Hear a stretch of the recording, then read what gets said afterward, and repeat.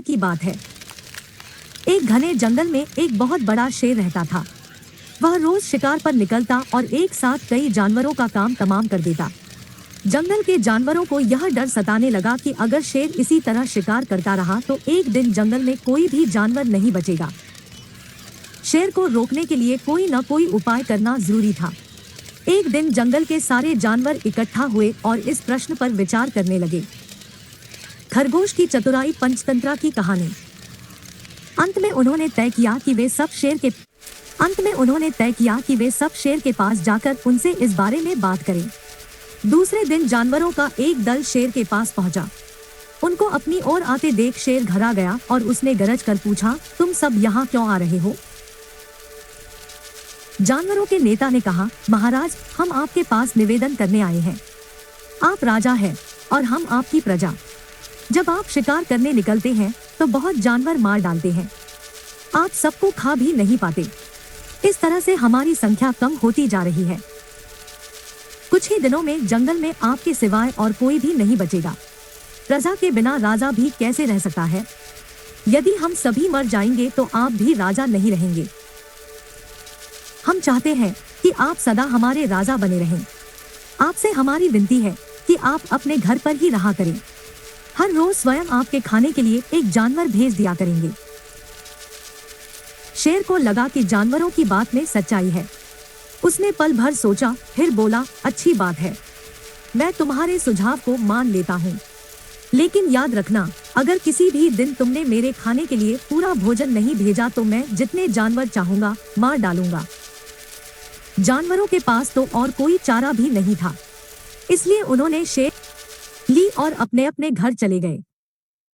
उस दिन से हर रोज शेर के खाने के लिए एक जानवर भेजा जाने लगा।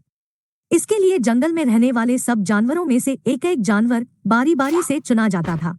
कुछ दिन बाद खरगोशों की बारी भी आ गई। शेर के भोजन के लिए एक नन्हे से खरगोश को चुना गया।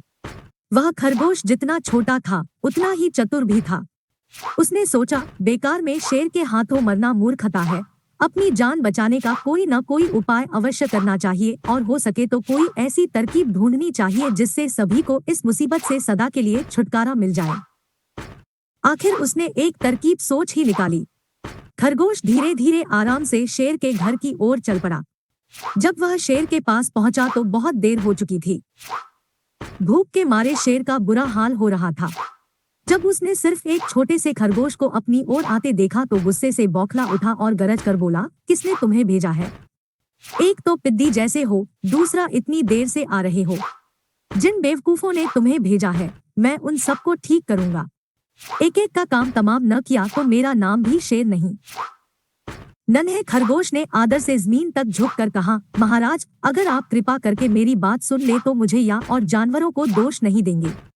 वे तो जानते थे कि एक छोटा सा खरगोश आपके भोजन के लिए पूरा नहीं पड़ेगा, इसलिए उन्होंने 6 खरगोश भेजे थे। लेकिन रास्ते में हमें एक और शेर मिल गया। उसने 5 खरगोशों को मारकर खा लिया। यह सुनते ही शेर दहाड़ कर बोला, क्या कहा? दूसरा शेर? कौन है वह? तुमने उसे कहाँ देखा? महाराज, वह तो बहुत ही बड़ा शेर है। खरगोश ने कहा, वह जमीन के अंदर बनी एक बड़ी गुफा में से निकला था। वह तो मुझे ही मारने जा रहा था। पर मैंने उससे कहा, सरकार, आपको पता नहीं कि आपने क्या अंधेर कर दिया है। हम सब अपने महाराज के भोजन के लिए जा रहे थे, लेकिन आपने उनका सारा खाना खा लिया है। हमारे महाराज ऐसी बातें सहन नहीं करेंगे।